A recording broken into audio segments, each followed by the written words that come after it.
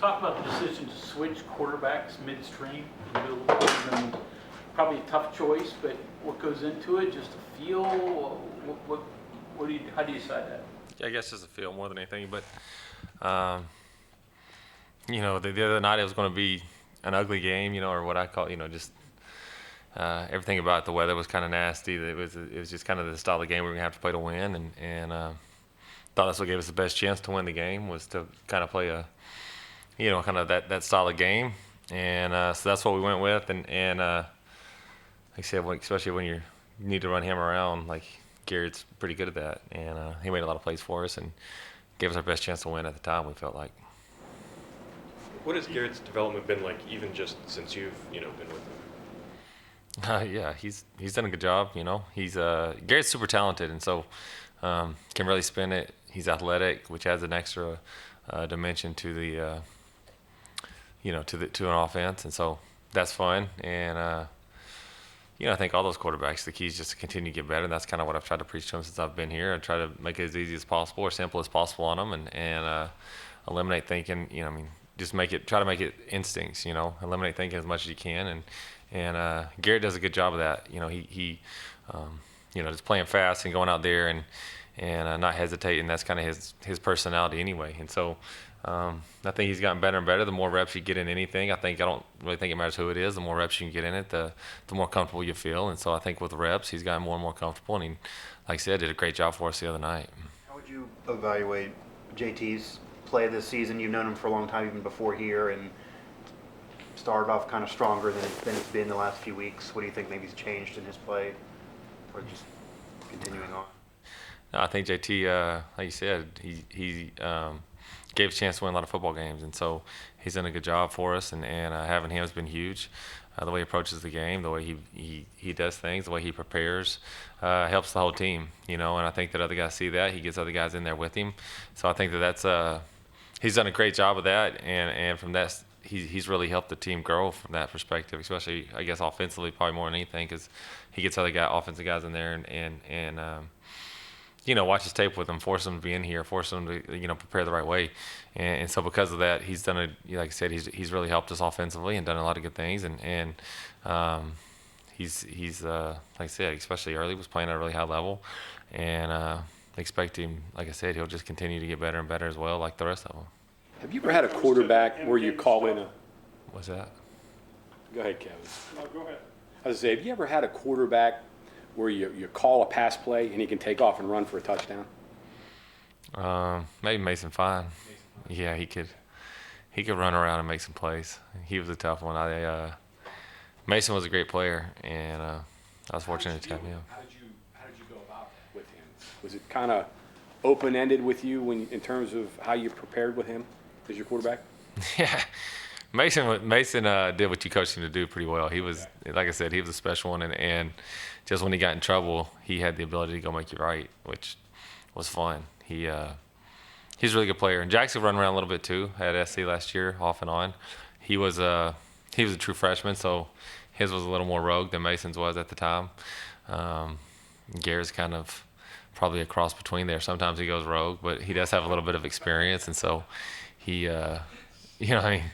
it's not a true freshman out there just running around. He's has a lot of reps in what we've done, knows what we're trying to do, and like I said, every now and then, I think with all athletic quarterbacks, every now and then they just, I don't know if you'd say go rogue, but just trust their athleticism and try to go make a play for you sometimes when you don't want them to. But that's, like I said, that's at times they're going to take a bad sack or something, because they, I think the more athletic you are, the more you think you can get out of. And you never think the play's dead, where if you're less athletic, sometimes the play's over and you just got to get rid of it, And so it can be a blessing and a curse, I guess, but it can help you make some plays. I think I think his first drive, third down, where he ran around and converted to third and medium or third and long, like stuff like that can be really helpful. Graham, are there other comps between Mason and Garrett? And the size is similar, but I think Jordan once said that was like the toughest kid he'd ever played.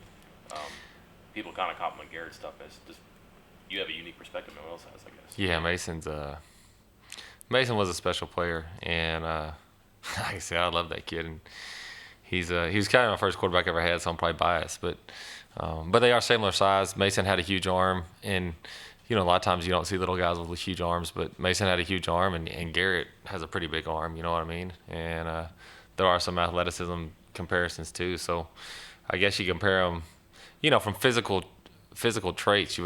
They're very comparable. About the same size, similar in athleticism, and both have can really spin the football. Like if you watch just the ball jump out of people's hands, those two, it jumps out of their hand probably as well as most quarterbacks I've been around. So both have really big arms, especially to be smaller guys. And so physically, I think they're very, very similar. Personality wise and that kind of thing. Their mental makeup's very different, but physically the traits are very similar. Well, Garrett's like a little puppy, and Mason's kind of, he's like jumping all over the place and hyper, where Mason's much more calm and just, you don't even know he's in the room half the time because he's pretty quiet. But so personality-wise, they're kind of on opposite ends of the spectrum, but physical ability-wise, they're pretty similar. Garrett said Saturday that he kind of needs to feel that emotion to play his best. Do you try to tamper that down at all, or do you let him kind of do what he feels he needs to do? I think he. I don't. Like I said, I think he's fine. I think we're all kind of wired different, and there's nothing wrong with some emotion and getting excited and stuff like that. But to me, I think the most important thing is just to be yourself. Whatever. You can't go out there and try to be someone else, someone that you're not. And so. If you're naturally wired that way, then go be excited. You know what I mean? And some people are wired more that way, and some people aren't. And I think that at times it helps you to be be wired a little more tight, and at times it helps you to be much more stoic. But like I said, I think you're only going to be your best if you're being yourself. And so I think that's key. I don't really think that's the quarterback position. I think that's any position. You know what I mean? Like, you can't go try to emulate someone else. And I think that's true in the coaching world as well. I think like a lot of people see Bill Belichick and say, well, I need to be Coach Belichick. Well, there's only one Coach Belichick. You need to go be yourself. And I think that gives you the best chance to be successful. And I think playing football is no different. You got to go play your style of football. You got to go be yourself. And if you do, you give yourself the best chance to be successful. You said you won't name a starting quarterback. Is it a challenge to get two guys, prepared to play with the first team?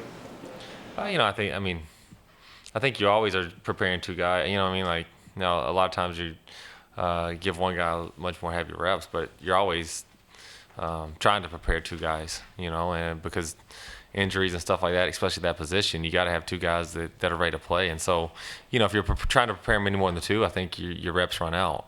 But with two guys, like I said, you're always every week you're getting two guys reps, trying to get them both comfortable with the game plan, both comfortable with what you're going to do, and go execute. And so I don't think that'll be much different. Because you got one guy that can run, that means they have to spend more time preparing for a running quarterback. They have to devote that to practice. So that benefits you in that regard anyway. I can't control how they spend their time, but You got a running quarterback. That means all 11 defenders are accounted for. Yeah. So that's the way that works. Get you the extra hat. That definitely helps. Yeah. Yeah. So, I don't know. Like I said, the defenses, sometimes I don't know what, like even in practice, like, man, you put this in today, like in spring ball. I didn't put anything in today. What are you talking about? Like, we lined up into the boundary. I'm like, well, I didn't even think about that. So, sometimes they see things differently. Attack that defense and not really mess. Yeah, and it messes with them. So, how they spend their time, I hope it makes them spend crazy time everywhere. You know what I mean? But like I said, I can't really control that or worry about it. But if it gives them issue, that's a benefit for us. I know you have a little bit of an idea of when a backup quarterback might go in for their first series, but in game, when it becomes, hey, we're going to make a switch or we're going to go back to someone else, whatever, who makes that decision right now? Like, who's playing? Yes. It's just a conversation we have as a staff on the headsets, and we roll with what we go with. So we knew that we're gonna put Garrett in just to give him a drive, like the one we got him, whatever drive that was the other night. Third or fourth drive, I think we threw him in there. We knew we were going to do that. Had a little plan to get him going. We got stopped on that one, but then got him back in there later, and like I said, he right there before half, we went and scored, and then like I said, kind of made the decision like if we're going to win this, it's going to be a different style of football. That's going to give us our best chance to win, and that's what we got to go with from here out. If there's a difference of opinion, who's the tiebreaker? Who's the final call? The head coach gets the final call on everything. That's if not, you're in trouble. But yeah. Development in Nico, how has he come along this fall? You talked about him a lot this spring. Yeah, he gets here I think that Coach Brown, the schedule he's put together, gives those young guys I've never been anywhere where you develop or where younger guys have gotten as many reps as here. Every practice, whether Sunday night, Tuesday after practice, Wednesday after practice, Thursday after practice, we set time aside to get guys reps that didn't get reps that week in the game. And it might be, sometimes it might be the second offensive line if they didn't get a ton of reps or whatever. But there's time set aside, like I said, 4 times a week to get guys that didn't get reps in the game reps. And so because of that, Nico's gotten a ton of reps this fall.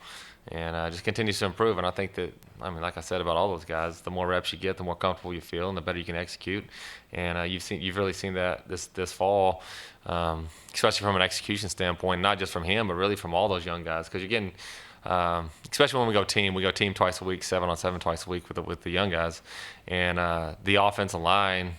Early on, sometimes it's hard to develop the quarterback because you got guys that are on scout team all week, and then you throw them over there and you tell them your calls. They don't even hardly know what's going on. But like I said, I think you've seen on both sides of the ball, really. But I can speak more for the offense side of the ball. Like the entire unit, that young group has grown a ton because now it's not just free runners or anything like that. You're blocking it up pretty well. Guys know what to do. It doesn't mean you win every rep, but you got a hat for a hat. And then Nico, like I said, you can see him processing things better, a lot less thinking, balls jumping out of his hand. I think that the more confident you are, especially as a quarterback, sometimes if you're not real confident, the ball doesn't jump out. Then the more and more confidence you get, you throw that ball with confidence a little bit more, and it jumps out of your hand. And you've seen that from Nico as the fall's gone on, and so that's been really good to see. And he's developed a ton. Like I said, he gets better every single practice, it feels like, and he gets 1 million reps all week. And so his future's really, really bright. Are there any concerns about Justin Johnson? A couple fumbles. What do you kind of say to him after a game like that, and to make sure he's not, that doesn't become a problem? We harp on ball security here. It's something we do every single day. We do more ball security than anywhere I've ever been here. Like I said, every single practice we have coach calls it a program period where it's ball security for offense, it's turnover circuits for defense.